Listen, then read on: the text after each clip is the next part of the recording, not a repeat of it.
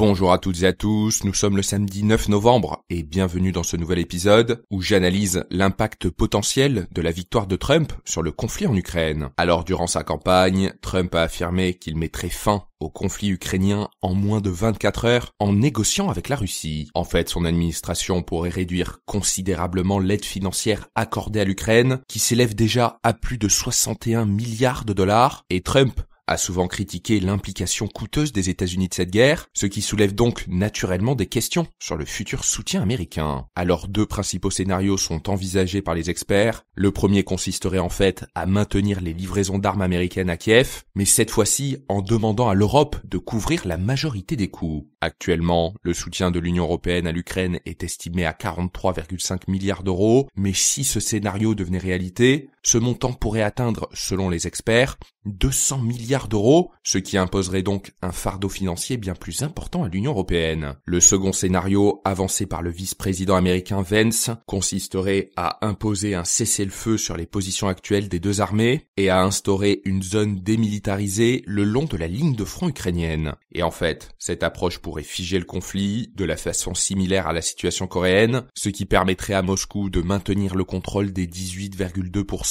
du territoire ukrainien actuellement sous occupation, y compris la Crimée. Et par le passé, Vance a largement critiqué l'Europe pour son soutien limité dans ce conflit, en rappelant que les contribuables américains ont déjà contribué de manière significative. Et notez que ce podcast est soutenu par Quorum l'épargne.